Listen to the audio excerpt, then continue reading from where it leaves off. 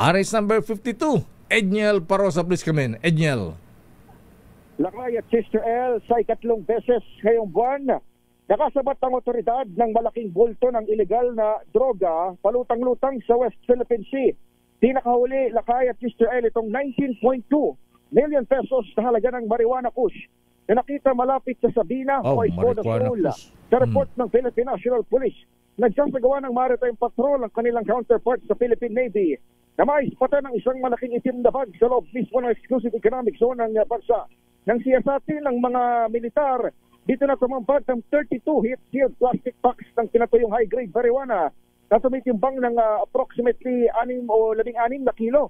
Pagtapos inspeksyonin sa Naval Facility sa Puerto Princesa, dadali naman ito ngayon sa Provincial Forensic Unit ng Police Mimaropa para sa kaukulan pang pagproseso.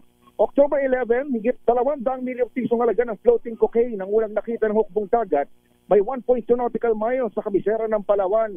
October 6 naman ng isuko ng ilang mga isda sa Philippine Coast Guard ang higit sa 56 million pesos namang ding halaga ng parehong ipinagpabawal na gamot.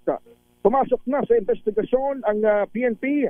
Inatasan ni Acting Chief Police Lieutenant General Jose Melencio Nartatis Sr. na tukoy ng pinagmulan at ang patutunguhan ng sunod-sunod na bulto ng illegal drugs. Edniel. Ito sa Edniel, yes, Lakay. May ano ba yan? May GPS ba yan? Lakay, come again? GPS, yung ang tawag niyan yung pan-track, Lakay. Tracker, oo, tracker, oo. Parang wala naman, Lakay, wala kasi naman. ito naman ay by chance lang nakikita ng Navy at Coast Guard. At saka naman isda natin na floating, pero ito kasi third time na this month at pare-pare sila ng area kung saan nakukuha. West of Palawan, Lakay. Itong pinakahuli ay dito sa may Sabina o Iscoda Shoal. Isa rin doon sa mga tensyonadong lugar pagdating sa tapatan ng China at Philippine Coast Guard, Lakay. Pero kakaiba ito, Edniel, dati-dati mga shabu, di ba? Ito naman kus, ayan, high-grade marijuana.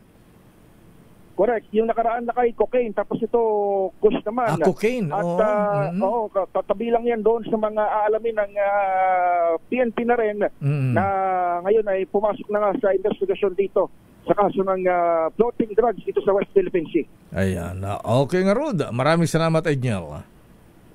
Balik sa iyo, Lakay at Giselle.